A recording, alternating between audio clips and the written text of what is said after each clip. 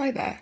So today I thought I'd do another video about further maths, specifically a 5 marker about derivatives.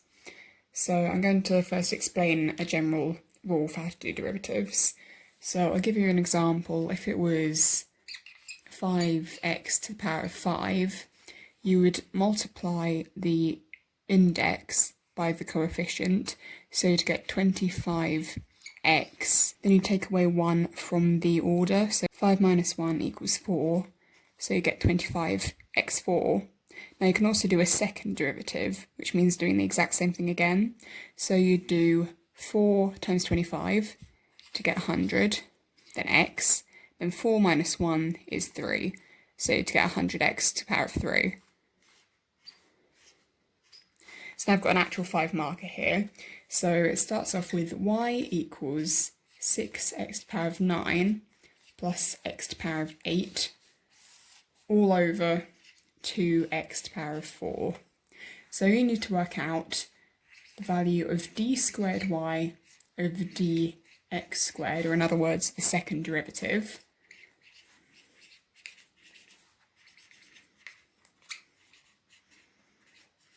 When x equals 0.5.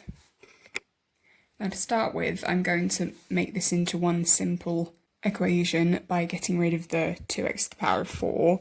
So I'm going to do y equals 6x to the power of 9 divided by 2x to the power of 4, is we're going to get 6 divided by 2 is 3, and then x to the power of 9 divided by x to the power of 4. When we divide orders, we take away instead. So instead of doing 9 divided by 4, we'll do 9 minus 4. So we'll get 3x to the power of 5. And then plus x to the power of 8 divided by 2x to the power of 4 is just going to be 1 divided by 2 essentially. So a half x. Then 8, instead of 8 divided by 4, we'll do 8 minus 4, which will just end up with 4. So we'll get y equals 3x to the power of 5 plus a half x to the power of 4. Now this is where we can take our first derivative. So we'll do y equals 3 times 5 is 15, then x, then 5 minus 1 is 4. So 3x to the power of 5 goes to 15x to the power of 4, plus 4 times a half is 2, then x, then 4 minus 1 is 3. So a half x to the power of 4 turns into 2x to the power of 3. Now we can do the second derivative by doing the same again. So we'll have d squared y over dx squared equals, now 15 times 4 is 60, x, then 4 minus 1 is 3, so x to the power of 3, plus 2 times 3 is 6, then 3 minus 1 is 2, so 6x squared.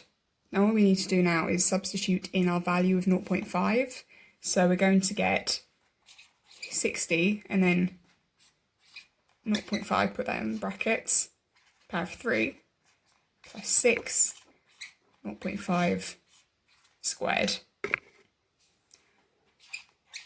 Now 0.5 to the power of 3 is an eighth, so I'll just simplify it down. Then 0.5 to the power of 2 is a quarter, so I can just multiply these out. 60 times an eighth, and just make it 60 over 8. And then same with this, 6 over 4.